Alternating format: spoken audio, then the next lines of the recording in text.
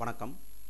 அன்பார்ந்த இணையதள நேயர்களை, நியூஸ் தமிழ் செய்தியறிக்கை மூலம் உங்களை சந்திப்பதில் பெருமகிழ்ச்சி அடைகிறேன்.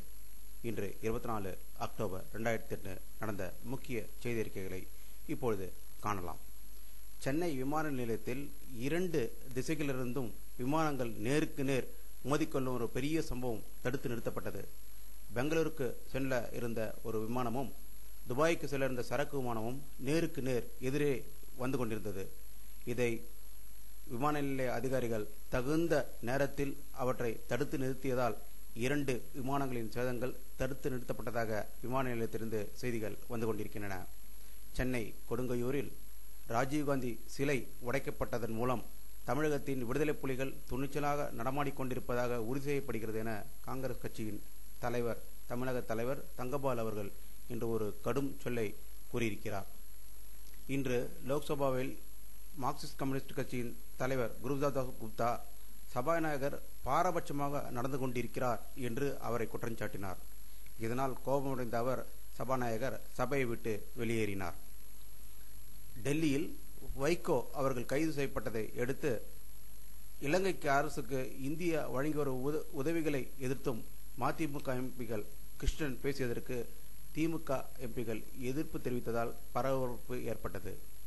கல்பாக்கத்துக்கு அருகே வயலில் மாடு மேய்த்து கொண்டிருந்த சிறுவனுக்கு தங்க காசுகள் கிடைத்தனர். அவற்றை அவர்கள் தாசில்தாரிடம் ஒப்படைத்தார்கள். பங்குச்சந்தையில் இன்று மாபெரும் வீழ்ச்சி காணப்பட்டது. இதனுடைய இன்றைய மதிப்பு 8977 குறைந்து காணப்பட்டது. இது பங்கு சந்தையில் உள்ள ஒரு பெரிய மாற்றம் என்று அனைவரும் கருதுகிறார்கள். முதலமைச்சர் கருணாநிதி மனிதச்சங்கிலை தொடங்கி வைத்தார். பாமக நிறுவனர் தலைவர் டாக்டர் ராமதாஸ் உள்பட பல்வேறு கட்சி தலைவர்கள், தொண்டர்கள், திரையுலகத்தினர் மற்றும் பல்வேறு சங்கங்கள், அமைப்புகள் சேர்ந்தவர்கள் மிகுந்த எழுச்சியோடு கொட்டும் மழைமையும் பொருட்படுத்தாமல் மனித சங்கிலியை கைகோர்த்து நின்றனர். டெல்லி மேல்சபை இன்று கூடியதும் அதிமுக உறுப்பினர்கள் எழுந்து தமிழக அரசுக்கு எதிராக பிரச்சினை எழுப்பினர். விடுதலை புலிகளுக்கு ஆதரவாக இருக்கும் தமிழக அரசை டிஸ்மிஸ் செய்ய வேண்டும் என்றும் கருணாநிதியை கைது செய்ய வேண்டும் என்றும் குரல் எழுப்பினார்கள். தமிழகத்தில் வங்கக்கடலில் உருவான காற்றழுத்த தாழ்வு நிலையால் தமிழகம் எங்கும் பரவலாக கடும் மழை பெய்து கொண்டிருக்கிறது. இன்று பிற்பகல் இடியுடன் கூடிய மழை பெய்து கொண்டிருக்கிறது என்ற செய்தி தமிழகம் எங்கிருந்து வந்து கொண்டிருக்கின்றன.